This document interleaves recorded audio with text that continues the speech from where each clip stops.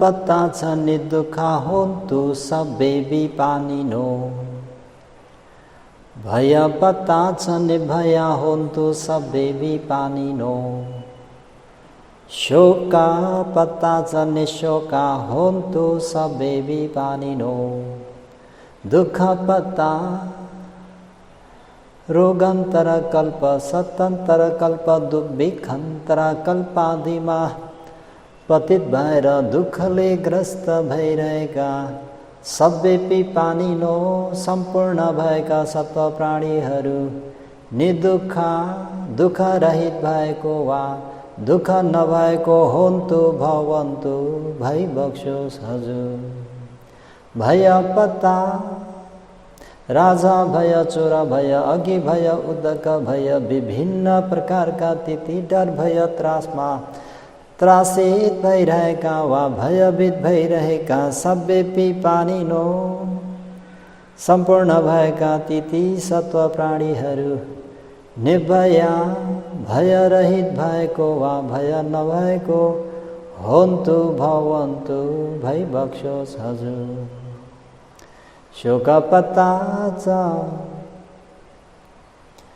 ज्ञाति व्यासन रोग व्यासन भोग व्यासन शिला व्यासन आदिका कारणले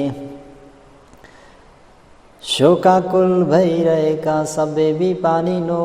सम्पूर्ण भएका सत्व प्राणीहरू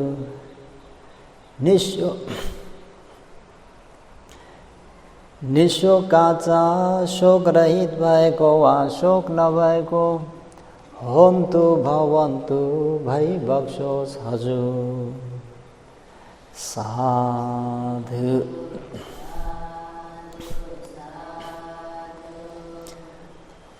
त सज्जनवर्गहरूलाई आज मङ्गलसूत्र भाग 23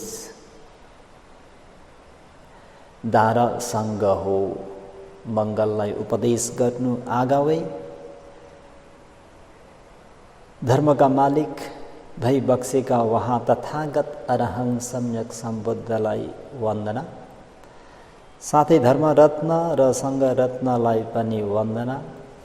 शासनका उपाध्याय गुरु आचार्यदेखि लिएर देखाउने सुनाउने सम्पूर्ण गुरु भन्तीज्यूहरूलाई वन्दना गर्दै साथै उहाँहरूको आशीर्वादलाई पनि शिरोधार्य गर्दै धर्मोपदेशलाई प्रारम्भ गरौँ। थोरै आवाज कम गर्नु त, बोलौँ एकदम धेरै भयो, च्याँ च्याँ करा।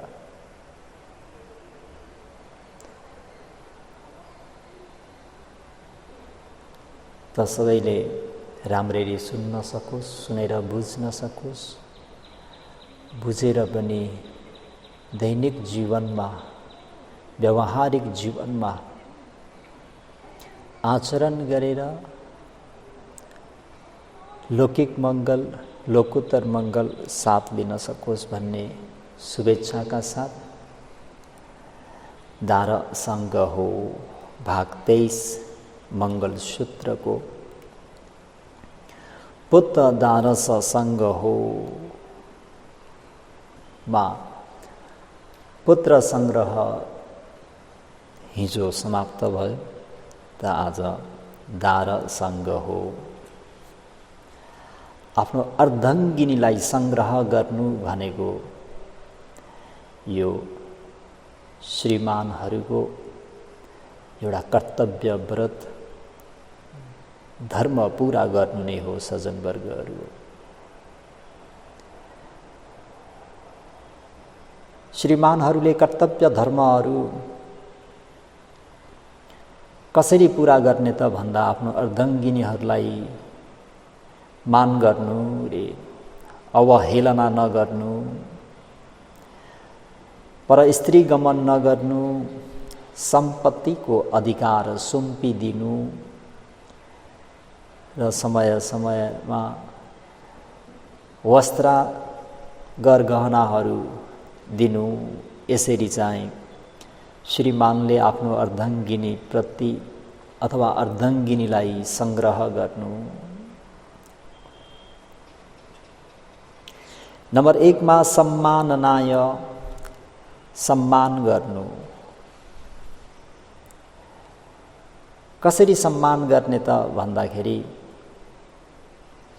रमाइलो र मिठो वचनद्वारा मनको उत्साह बढ्ने गरी, खुसी लाग्ने गरी बोल्नु रे। श्रीमतीसँग बोल्दाखेरि, आफ्नो अर्धाङ्गिनीसँग कुशल वार्ता गर्दाखेरि मिठो वचनबाट बोल्नु, यसलाई सम्माननाय यानी सम्मान गरेर बोल्नु। दोस्रोमा अनवमाननाय, अवहेलना नगर्नु। अवहेलना नगर्नु भनेको निन्दा गर्नु, नीचा देखाउनु, गाली गर्नु, हकार्नु, झपार्नु, यस्ता कुनै कुरा पनि नगर्नु, हैन, अवहेलना नगर्नु। तेस्रोमा अनतिचर्याय, आफ्नो श्रीमतीलाई छाडेर अन्य नारीहरूप्रति नराम्रो सम्बन्ध नराख्नु। चौथोमा ईश्वरीय वशज्ञेन, सम्पत्तिमा अधिकार जिम्मा दिनु भनेको व्यवस्था गर्नको निम्ति घरको अभिभार सबै नै सुम्पिदिनु। जस्तै खेतीपाती, व्यापारहरू गर्नु आदि अभिभारहरू भनेको श्रीमानले गर्ने भएको हुनाले त्यसबाट जुन उत्पादन भएको आम्दानी सम्पत्तिलाई सुरक्षितपूर्वक राख्ने, संरक्षण गर्ने र धनको प्रबन्ध गर्ने, घरको सबै प्रबन्ध गर्ने अभिभार आफ्नो अर्धाङ्गिनीको अभिभार हो भन्ने पुरानो परम्परा रहेको छ सज्जनवर्गहरू। यसरी ईश्वरीय वशज्ञेन है, यसरी जिम्मा दिनु, धन सम्पत्ति आदि जम्मै छाडिदिनु, जिम्मा दिनु। पाँचौमा अलङ्कारानुपादेन है, अलङ्कारानुपादेन वस्त्रहरू र गरगहनाहरू पनि समय अनुकूल दिनु रे। यसरी 5 प्रकारले उपकार गर्नुलाई दार सङ्ग्रहो मङ्गल भनी उपदेश गरिबक्सेको छ। कर्तव्य धर्मनुरूप अर्धाङ्गिनीलाई सङ्ग्रह गर्न जान्ने असल स्वामी एकजनालाई अर्धाङ्गिनीले पनि आफ्नो कर्तव्य धर्मबाट विमुख नहुनुबाट असल परिणाम देखाउन सक्ने मात्र असल अर्धाङ्गिनी हुन सक्छन्। त अर्धाङ्गिनीहरूले पनि फेरि आफ्नो श्रीमानप्रति गर्नुपर्ने कर्तव्य त्यो फेरि पछि भनौला सज्जनवर्गहरू। त आज यसरी आफ्नो अर्धाङ्गिनीलाई सङ्ग्रह गर्नु भन्ने प्रसङ्गमा सज्जनवर्गहरूलाई म थोरै भगवान शास्ताको समकालीन मगध नरेश बिम्बिसार महाराजले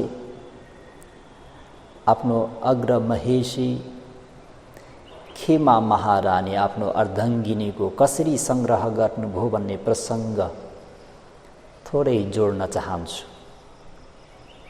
यसरी प्रसङ्गबाट कतिपय कुरा स्पष्ट हुने भएको हुँदाखेरि उदाहरणै दिनुपर्ने। यसरी मात्रै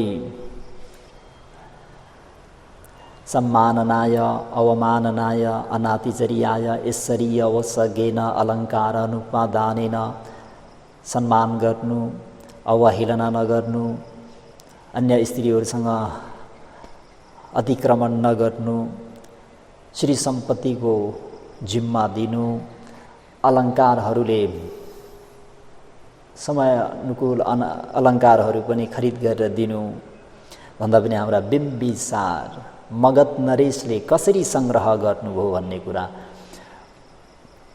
बडा आश्चर्यचकित लाग्दो घटना भएको हुँदाखेरि, अति नै रोचक भएको हुँदाखेरि सज्जनवर्गहरूलाई मैले यो कथावस्तु थोरै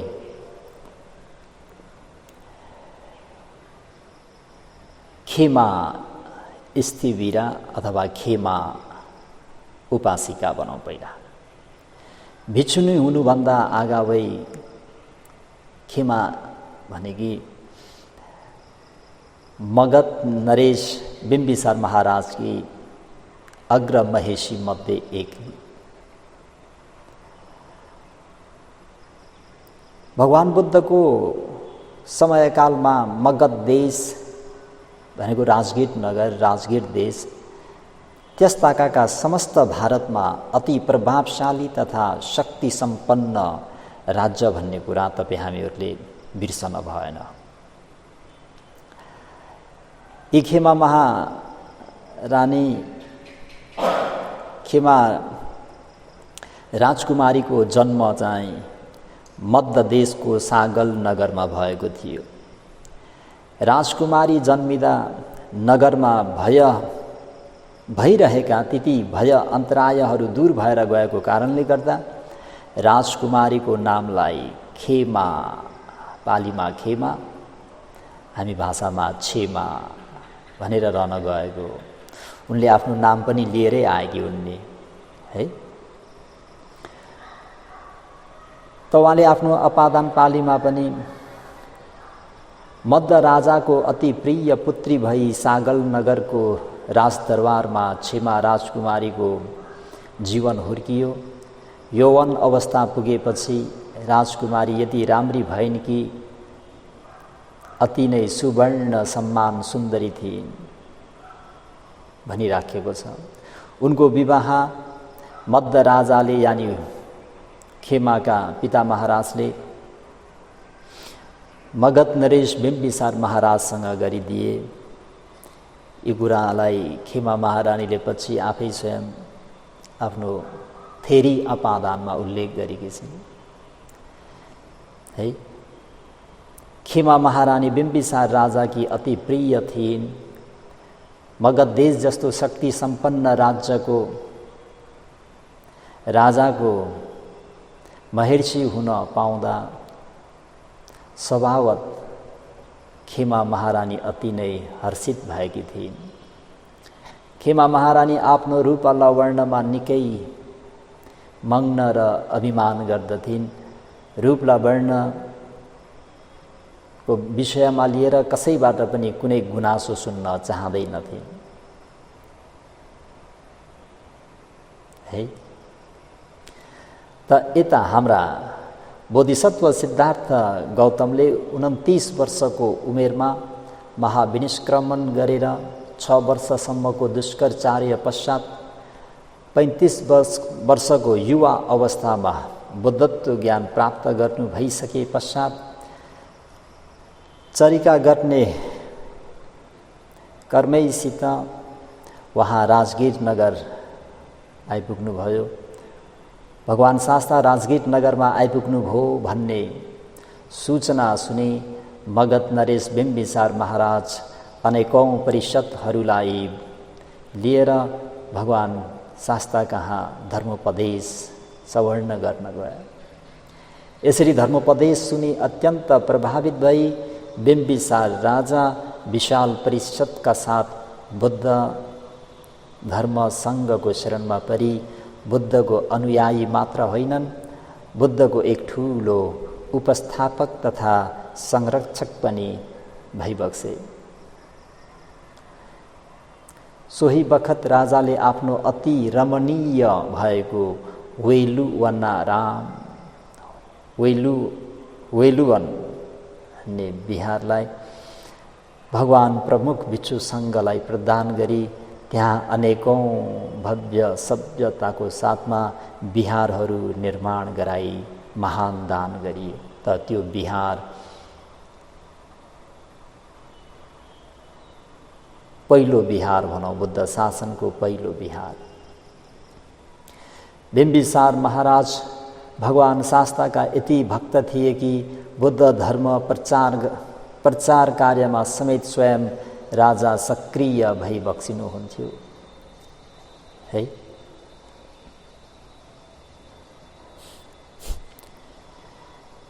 महाराजको हृदयमा बुद्ध धर्म तथा सङ्घप्रति यति गहिरो श्रद्धा बसिसकेको थियो सज्जनवर्गहरू। महाराज बुद्ध धर्म तथा सङ्घ बाहेक अरू कसैको शरणमा पर्न सक्दैनथे। उनको हृदयमा अटल श्रद्धाको जग बसिसकेको र महाराजले सोतापत्ति मार्ग ज्ञानलाई साक्षात्कार गरिसकेका थिए।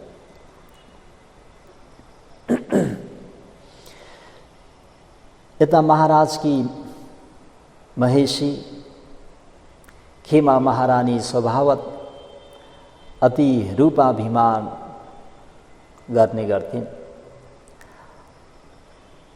र साथै यता भगवान शास्ताले पनि रूप सौन्दर्यको अववर्णना गर्नुहुन्छ भन्ने हल्ला सुनिराखेकी हुँदा र कहीँ आफ्नो रूपलाई पनि खोट लगाउने कुरा सुन्नु पर्ला भन्ने विचारले मगध नरेशले स्वयं प्रदान गर्नुभएको वेलुवन बिहारले बक्सिनुहुने देवब्रह्म मनुष्यहरूका शास्ता भगवान शास्ताको दर्शन गर्न समेत जाँदैनथिन्। सज्जनवर्गहरू, बडा गजबको कुरा छ। खेमा महारानी यस प्रक्रियाबाट बिम्बिसार महाराज निकै चिन्तित भएका थिए। आफूले रुचाएका कुराहरू आफ्नो प्रेमिकाले पनि रुचाओस् भन्ने आशा र इच्छा सबै प्रेमिकाहरूका हृदयमा हुने जस्तै बिम्बिसार महाराज पनि आफ्नी महेर्षि क्षेमालाई वेलुवनमा विहार गरी बक्सिनु भएको भगवान शास्ता कहाँ पठाउन अति उत्सुक थिए, किन्तु राजा यस कार्यमा सफल हुन सकेका थिएनन्। बुद्धको अग्र उपस्थापक भएका राजाकी महर्षि नै वेलुवन बिहारमा गई बुद्धको दर्शन गर्न जाँदैनन् भन्ने कुरा सुन्नु पर्ला कि भन्ने शङ्का पनि राजाको मनमा कहिलेकाहीँ त्यो चल्थ्यो। यत्रो बिहार दान गर्नुहुने महाराजको रात दिन भगवान शास्ताको उपस्थानमा जाने महाराज कि अग्र महेशी क्षेमा भने बिहार जाँदैनथिन् त महाराजलाई कता कता कसैले केही भन्ने हुन् कि भन्ने त्यो पनि चिन्ता थियो। यस्तो परिस्थितिमा मगध नरेश बिम्बिसार महाराजले एक दिन यस्तो विचार गर्नुभयो, वेलुवनमा गई बुद्धको दर्शन गरेर आऊ भनी महारानीलाई भन्नुभन्दा वेलुवनमा जाने इच्छा उत्पन्न गराइदिन सकेको खण्डमा महारानीको बढी कल्याण हुने थियो। यानी मेरो अर्धाङ्गिनीको धेरै कल्याण हुने थियो। मैले कसरी चाहिँ मेरो अर्धाङ्गिनीलाई सङ्ग्रह गरौँ भन्दा यसरी वेलुवनको वर्ण गरेर, वेलुवन बिहारको वेलुवन उद्यानको। यति सोचेर महाराजले एक दिन केही दक्ष सङ्गीतकारहरूलाई बोलाउन लगाई क्षेमा महारानीलाई वेलुवनको विशिष्टता र त्यसको रमणीयताको वर्ण गरी खूब राम्रो लय राखी तथा अति मधुर स्वरले गीत सुनाउन लगाए। कसरी हुन्छ आफ्नो अर्धाङ्गिनीलाई सङ्ग्रह गर्नु छ सज्जनवर्गहरू। सङ्गीतकारहरूका कलापूर्ण सुमधुर गीत सुनेर आफ्नै उद्यान र आफू अघि देखिसकेकै वेलुवन सम्बन्धी गीत सुनेको भए तापनि त्यस कलापूर्ण तथा सुमधुर गीत स्वरको प्रभावले गर्दा क्षेमा महारानीको मनमा सो उद्यान आफूले अघि कहिले नदेखेको हो कि भन्ने जस्तो लागे। कुन उद्यानको बारेमा तिमीहरूले गीत गाइरहेका हौ भन्ने समेत सोधेको कुरा धम्मपद अट्ठकथामा उल्लेख गरिएको छ सज्जनवर्गहरू। महारानी त्यति मनमोहित भइन्, त्यति मुग्न भइन्। आहा, कस्तो सुन्दर तथा रमणीय उद्यान होला, जसको वर्ण यी सङ्गीतकारहरू खुब रसिला स्वरमा गाइरहेका छन् भन्ने प्रभाव मनमा परेपछि महारानीको हृदयमा अवश्य नै वैलुवन हेर्न जानु पर्यो, वैलुवन हेर्न जानु पर्यो भन्ने त्यो इच्छा चाहिँ सज्जनवर्गहरू महारानीमा उत्पन्न भयो।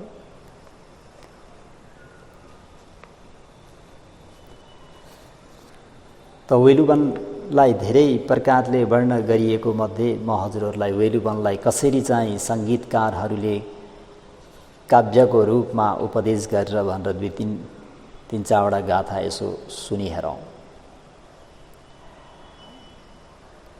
रम्य वेलुवनं येन नन्दिठं सुगतालयं न तेन नन्दनं दिठं इति मन्यामयामसे।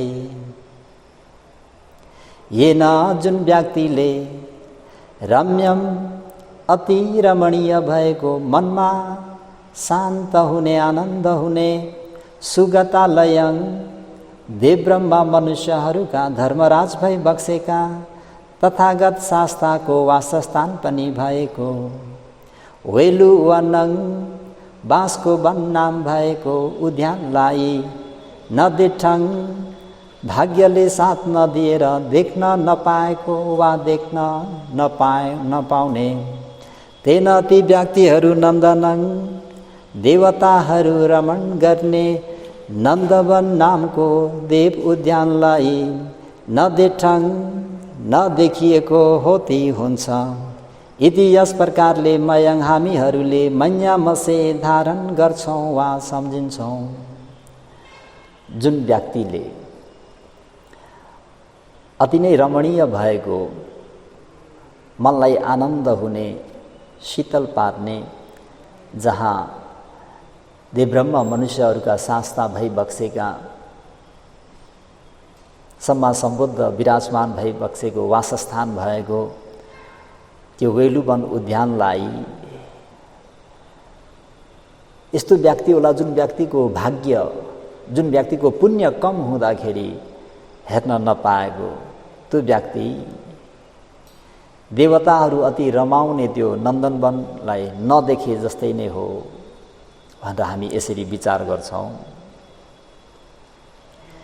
येन जुन व्यक्तिले नर नन्दन नन्दनं राजगीर देशवासीहरूका सम्माननीय पूजनीय मगध नरेश बिम्बिसार महाराजको रमणीय भएको वा देवब्रह्म मनुष्यहरूका शास्ता भई बक्सेका भगवान बुद्ध प्रसन्न र सन्तुष्ट भई रुचिकर भएको वेलुवनं शान्त भएको, एकान्त भएको, विशाल फराकिलो अतुलनीय वेलुवन उद्यानलाई दिठं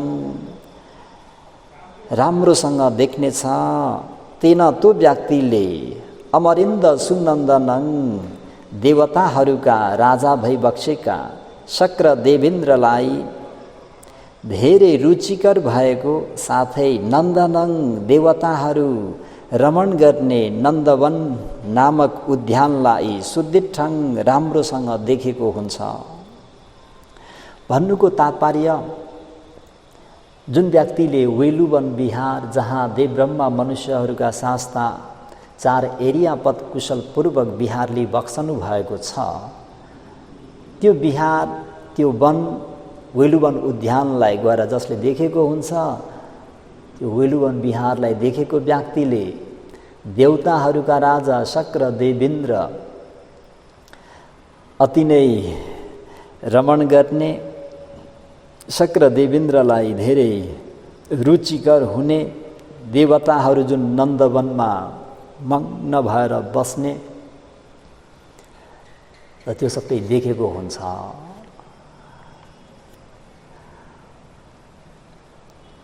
देवा तावतिंशका धेरै देवताहरू नन्दनं नन्दवन भनिने देव उद्यानलाई विहाय पन्छाएर हटाएर परित्याग गरेर तावतिंश देवताहरूका देवताहरूले नन्दवन भनिने देव उद्यानलाई परित्याग गरेर महितलङ जम्बुद्वीपको दायाँतर्फ भएको उत्तम पृथ्वीमा ओतरित्वा ओर्लेर रम्यम मनमा आनन्द हुने, मनलाई शीतल पार्ने अति नै रमणीय भएको वेलुवन नामक उद्यानलाई देशवा स्पष्ट रूपमा देखेर सुविम्हिता अति नै आश्चर्यचकित हुँदै नतपति शोक सन्ताप रहित भई धन सम्पत्ति सबै बिर्सी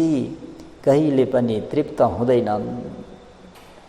यानि तावतिंशक देवलोकका देवताहरू पनि त्यहाँको नन्दवनलाई त्यागेर उनीहरू क्रीडा गर्न कहाँ आउँछन् त भन्दा वेलुवन बिहारमा। त्यो वेलुवन बिहार भनेको मनलाई एकदमै शीतल पार्ने अति नै रमणीय भएको त्यो वेलुवनलाई देखे भने त्यो देख्ने व्यक्तिहरू त्यो वनलाई देखेर यसरी आश्चर्यचकित पर्छन्। उनीहरूको मनमा भएको त्यो 11 प्रकारको आगोहरू पनि शान्त भएर जान्छ।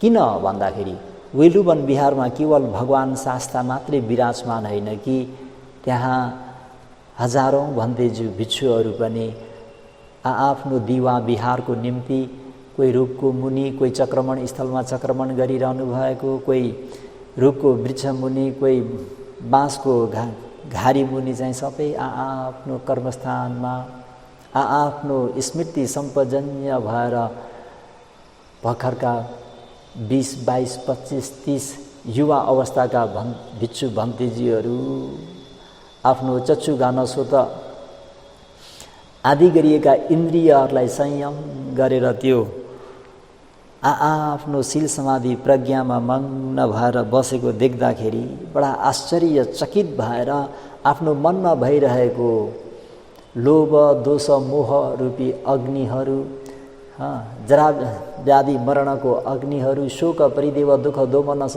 उपायासा भन्ने ती आगोहरू चाहिँ शान्त भएर देवलोकको ती रजाइहरू, देवलोकको ती श्री सम्पत्तिहरूलाई पनि बिर्सेर त्यो वेलुवन बिहारको गुणलाई हेरेर वेलुवन बिहारको त्यो रमणीयतालाई हेरेर न तप्पन्ती कहिले पनि तृप्त हुँदैनन्। यङवनङ जुन वेलुवन नाम भएको उद्यान हो, राजा पुण्येन मगध नरेश बिम्बिसार महाराजको पुण्यको प्रतापद्वारा, राजा पुण्येन मगध नरेश त पारमी पुरा गर्दै आउनुभएको व्यक्ति नै हो नि त है, पहिलो बिहार दान गर्ने दाता। भगवान शास्ताले आफ्नो कपिलवस्तु नगर पनि नआइकन बुद्धत्व ज्ञान प्राप्त गरेर पहिलो राष्ट्र कहाँ जानुभयो त भन्दा मगध है।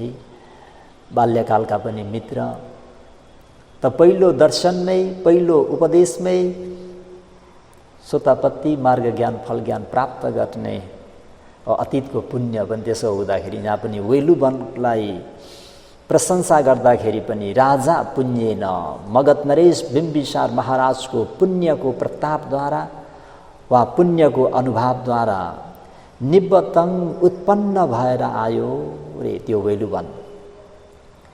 यङवनङ जुन वेलुवन नाम भएको उद्यान हो, बुद्ध पुण्येन भगवान शास्ताको 4 असङ्ख्य 1 लाख कल्पदेखि पुरा गर्दै आएको दानादि कुशल पारमी पुण्यको अनुभवले वा पारमी पुण्यको प्रतापद्वारा भूषितङ विभूषित भएको छ है। राजाको पुण्यले त्यो वेलुवन उत्पन्न भयो भने भगवान शास्ताको त्यो पुण्यको प्रतापले यति त्यो वेलुवनै विभूषित भइरहेको छ।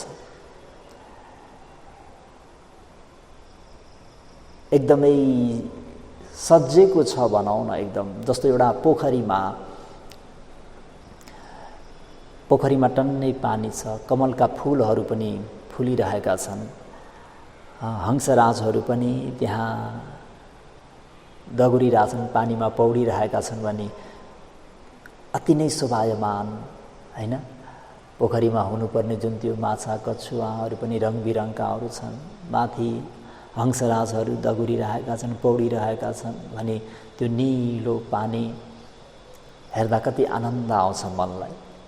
त्यसै पनि उद्यान, गार्डन, त्यसै पनि जाँदाखेरि त्यहाँ विभिन्न प्रकारको हरियो वृक्षहरू, होइन? त्यसै पनि गार्डन भनेपछि केही न केही सुन्दरै हुन्छ भने त्यसमा पनि राजाको पुण्य विशेषले प्राप्त भएको।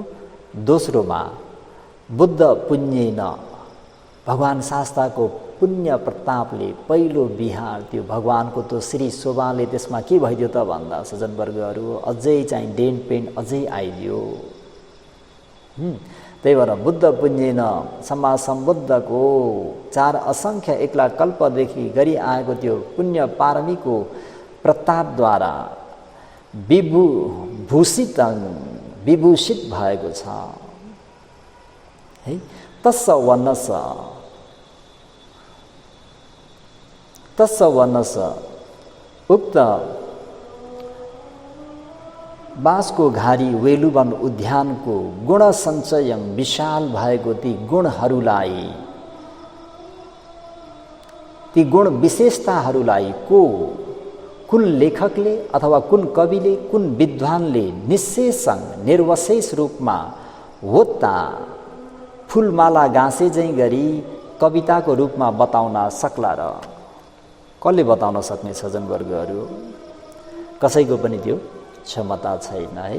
त्यो पुण्यले बनेको हुँदाखेरि सज्जनवर्गहरू त यसरी चाहिँ त्यो वेलुवनको प्रशंसा गरिदिँदाखेरि खिमा महारानी महेशी पहिला पनि गएकी थिइन् र पनि यी कुशल सङ्गीतकारहरूले यसरी ठक्क मिलाएर चाहिँ लयबद्धमा सुमधुर स्वरमा गाइदिँदाखेरि महारानीलाई जाउँ वेलुवन हेर्न जानु पर्यो भन्ने इच्छा मनमा उत्पन्न भयो। त्यसपछि एक दिन महाराजको आज्ञाले राजपरिवारहरूका साथ खिमा महारानी वेलुवन उद्यानतर्फ गइन्। भनेपछि महाराजको जुन सङ्ग्रह हो, दारसङ्ग हो, मैले यो प्रसङ्ग जोडेको सज्जनवर्गहरू, परित्राण निश्चयमा कुनै पनि त्यो नहुँदाखेरि केवल त्यति त्यो 5वटा पोइन्ट मात्रै हुँदाखेरि हजुरहरूलाई अझै छर्लङ्ग बुझ्ने गरी चाहिँ कसरी आफ्नो अर्धङ्गिनीलाई कसरी सङ्ग्रह गर्ने। ल महाराजले हेर्नुहोस् त, रानीलाई अग्रमहेशीको पद दिएर सङ्ग्रह गरिराख्नु भएको छ। लौकिक क्षेत्रले महारानीलाई चाहिने गर गहना पद आभूषण मान मर्यादा सबै दिनुभयो। त्यति मात्रै होइन, आफूले रसपान गर्नुभएको अमृत रसलाई म अर्धङ्गिनीलाई म सङ्ग्रह गर्छु, दिन्छु भनेर खिमा महारानी आफ्नो अर्धङ्गिनीलाई धर्ममा रमाउनको निम्ति बुद्ध धर्म सङ्घलाई आदर गौरव गरेर इहलोक मात्र होइन परलोक मात्र होइन यो जाति जरा व्याधि सम्पूर्ण निरोध भएको परम शान्ति सुख आर्यरत्न धनले सङ्ग्रह गर्छु भनेर उहाँले यसरी चाहिँ सङ्गीतकारहरूलाई बोलाएर वेलुवन उद्यानको गुणहरूलाई यसरी गीतमा लयबद्ध गरी गाएर आफ्नो अर्धङ्गिनीलाई प्रभावित पारेर अन्तिममा खिमा महारानी वेलुवन बिहारतर्फ गइन्। सज्जनवर्गहरू, त्यस बखत महाराजले वेलुवन गएर बुद्धको पनि दर्शन गरेर आउनु भनी महारानीलाई सुनाए रे सज्जनवर्गहरू। कता फेरि सेल्फी मात्र खिचेर आउने हुन् कि भन्ने पनि तराई छ नि त सज्जनवर्गहरू। आजको युग अनुसार भन्नुपर्दाखेरि ओहो कति राम्रो बिहार हो, कति राम्रो हो यो त्यो भनेर जुन जहाँ गएर भगवान शास्तालाई दर्शन गर्नुपर्ने, जहाँ गएर त्यहाँ भिक्षु भन्तीहरूलाई भेटेर शीलहरू अधिष्ठान गरेर धर्मोपदेशहरू सुन्नुपर्ने जुन मेन कुरा नगरिकन सेल्फी खिचेर फर्किने हुन् कि भन्ने डरले वेलुवन गएर भगवान शास्ताको दर्शन गरेर आउनु भनी महाराजले यो पनि आज्ञा गरी बक्स्यो। तर त्यसको कुनै पनि उत्तर नदिई महारानी वेलुवन बिहारतर्फ लागिन् भन्नेको छ। महाराजलाई होस् महाराज पनि भनिन्, किन भन्दाखेरि उहाँलाई त्यो अहिले त्यो श्रद्धा जागेको छैन। किन? उनको माइन्डमा, उनको कन्सेप्टमा, उनको मन मस्तिष्कमा के भएको छ त भन्दा अरूबाट सुनेकी छिन् कि बुद्धले रूपको घृणा गर्नुहुन्छ, त उनलाई त रूपमा अति नै आसक्ति छिन्।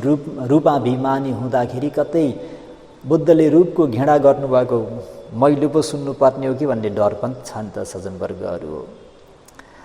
त यदि महारानी बुद्धको दर्शन नगरी फर्केर आउन लाग्छिन् भने आउन नदिनु भनी महाराजले राजपुरुषहरूलाई अराएका पनि थिए सज्जनवर्गहरू।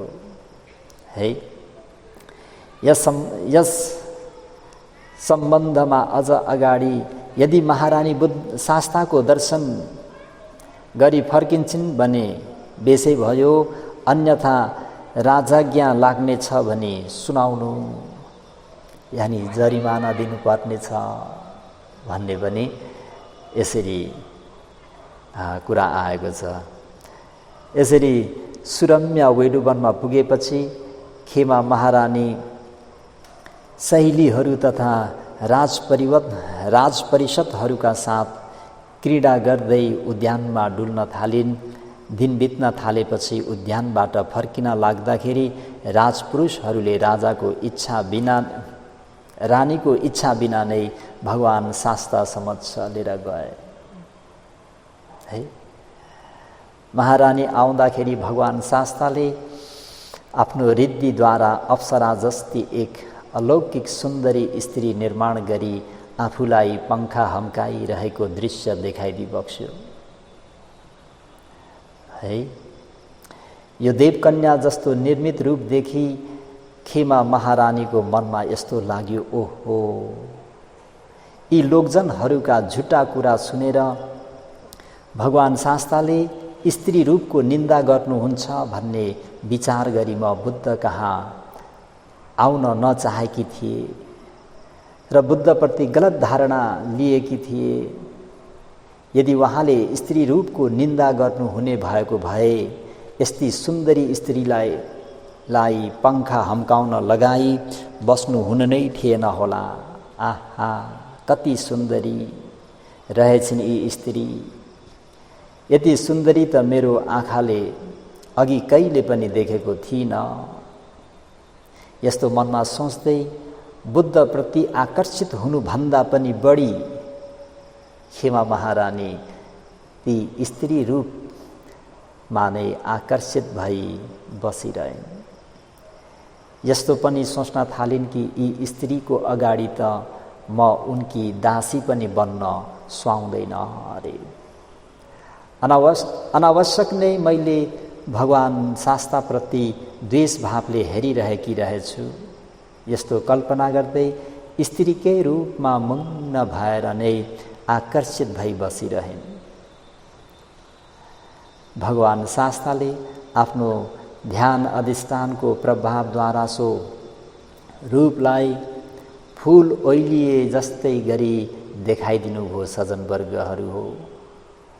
है, रूपमा मग्न भइरहेकी महारानीले हेर्दा हेर्दै सो निर्मित रूप क्रमश बैंस ढल्किँदै बुढी भई चाउरी पर्दै गएकी मात्र होइनिन्, उभिरहन समेत नसकी भुइँमा लड्न गएको समेत देख्दा पूर्व संस्कारको कुशल हेतु वासनाले गर्दाखेरि महारानीको मनमा अनित्यताको सम्झना आही, ओहो, यो मेरो रूप पनि त एक दिन यस्तै भएर जाने हो।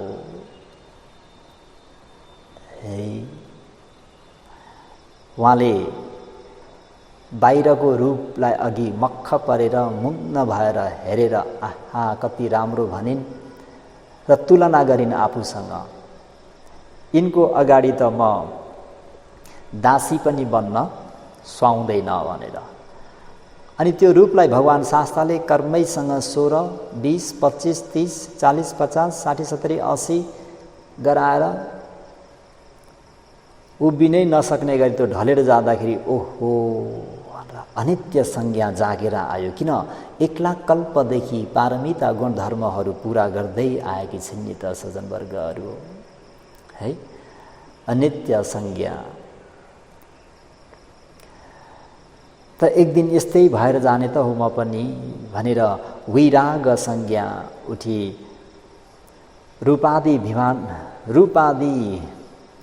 अभिमानबाट चित्त हटाइसकेको बेलामा भगवान शास्ताले जसरी दक्ष कामीले पोलेको फलामलाई पिट्ने झैँ खेमा महारानीलाई अनेक प्रकारले करुणापूर्वक उपदेश सुनाउनु हुँदै निम्न गाथाको उपदेश गरी बक्स्यो सज्जनवर्गहरू। खेमा महारानीको जीवन धन्य भयो। आतुरङ असुचिङ पुटिङ पसा खेमे समुसयङ उगडन्तङ पगडन्तङ बालानङ अभिपथितङ।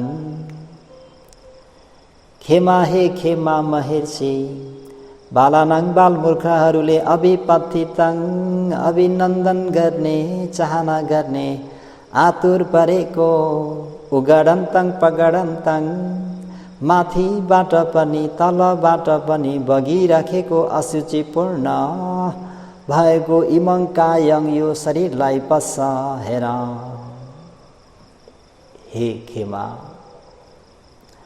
बालमूर्खहरूले अभिनन्दन गर्ने, अभिनन्दन हुने, आतुर परेको माथिल्लो द्वारहरूबाट पनि अशुचिहरू बगिराखेको, तलद्वारबाट पनि अशुचिहरू बगिरहेको यो शरीरलाई हेर भनेर भगवान शास्ताले विराग संज्ञा अनित्य संज्ञामा सम्वेकले एकदमै एकाग्र भएर बसेको त्यो खेमा महारानीलाई त्यो मौका समातेर भगवान शास्ताले अशुभायं चित्तं भावेहि एककं सुसमाहितं सतिकाय गता तत्तु निवेदा बहुला लभा निवेदा बहुला भव। एकाग्र सुसमाहित चित्त गरी अशुभमा चित्त लगाई कायमा स्मृति राखी विरक्त भावलाई बढाऊ। जस्तो यो शरीर हो त्यस्तै त्यो शरीर हो, जस्तो त्यो शरीर हो त्यस्तै यो शरीर पनि हो। भित्री र बाहिरको कायबाट छन्दराग हटाऊ, अनिमित्तलाई भाविता गर, मानानुसयलाई पनि परित्याग गर। र यसरी परित्याग गरिसकेपछि उपशान्त भई बस्न सक्नेछौ। स्वयंकृत्य माकुराको जालमा झैँ जो रागमा अनुरक्त हुन्छ ऊ जन्म मरण रूपी स्रोतमा पतन हुन्छ। त्यसो हुनाले यसलाई पनि छेदन गरी अनपेक्षी भई काम सुखलाई परित्याग गर भनेर भगवान शास्ताले यसरी रूपलाई हेर्दा हेर्दै मग्न भएकी र त्यो रूप बिस्तारै जीर्ण जराजीर्ण भएर ढलेर गएको त्यो अवस्था देख्दाखेरि महारानीलाई अनिच्चा संज्ञा विराग संज्ञा सम्वेक उत्पन्न भयो। त्यही मौकामा भगवान शास्ताले आतुरङ असुचिङ भन्ने शरीरको आदि नव दोष कसुरहरूलाई बताइदिएर यसरी चाहिँ भाविता गर। जस्तो त्यो शरीर हो त्यस्तै यो शरीर हो, जस्तै यो शरीर हो त्यस्तै त्यो शरीर हो, भित्र र बाहिर उस्तै हो, केही पनि अन्तर छैन भनेर सज्जनवर्गहरू भगवान शास्ताले जुन मगध नरेश बिम्बिसार महाराजकी अग्र महेशी खेमालाई यसरी उपदेश गरिदिनु भयो। त सज्जनवर्गहरूले पनि यो दारससँग हो आफ्ना अर्धाङ्गिनीहरूलाई लौकिक स्थिति सम्मान गर्नु मात्रले, अपमान नगर्नु मात्रले, पत्नीव्रता धर्म पालन गर्नु मात्रले, श्री सम्पत्ति सोप्नाले मात्र र गर गहनाले मख पारेर मात्रै हुँदैन। सज्जनवर्गहरू जीवनको सबसे ठुलो समस्या, जीवनको सबसे ठुलो अमङ्गल भनेको नै जरा व्याधि मरण हो। त जहाँ जाति छ त्यहाँ जरा छ, जहाँ जरा छ त्यहाँ व्याधि छ, जहाँ व्याधि छ त्यहाँ मरण छ भनेपछि सबसे ठुलो समस्या हामीहरूको यो हो भनेपछि जहाँ जसरी जन्मे तापनि फेरि के हुन्छ त भन्दा जातिबाट जरा हुन्छ, जराबाट व्याधि, व्याधिबाट मरण। त हामीहरूले बुद्ध शासनलाई यसरी प्राप्त गरेको समयमा आफ्नो अर्धाङ्गिनीहरूलाई लोकोत्तर धर्मले पनि सङ्ग्रह गर्नुहोस्। लौकिक धर्मले त सबैले सङ्ग्रह गरि नै राख्नु भएको छ, यदि गर्नुभएको छैन भने पनि लौकिकबाट पनि यसरी सङ्ग्रह गरेर लौकिकबाट मात्रै सङ्ग्रह नगरिकन लोकोत्तर मङ्गल भनिने जसरी मगध नरेश बिम्बिसार महाराजले आफ्नी अर्धाङ्गिनीलाई कसरी हुन्छ बिहारमा पुर्याएर भगवान शास्तासँग दर्शन गराएर भगवान शास्ताको मुखार बिन्दुबाट अमृतमय उपदेश सुनेर सम्पूर्ण जराव्याधि मरण दुःखबाट मङ्गल मुक्त भएर मङ्गल साथ दिए जस्तै सज्जनवर्गहरूले पनि आफ्ना अर्धाङ्गिनीहरूलाई यसरी सङ्ग्रह गर्नुहोस् भन्दै आजको दार सङ्ग होलाई यहाँ नै समाप्त गरौँ र भोलि के सङ्ग्रह आउँछ त्यो पनि विचार गर्दै जाउँ भन्दै इदं मे दानम् आसवक्षया वहं होतु, इदं मे दानं निबानस्स पच्चयो होतु, इदं मे पुण्यं सबे सता अनुमोदन्तु, सुखिता भवन्तु, भवतु सब मङ्गलम्। साधु साधु साधु।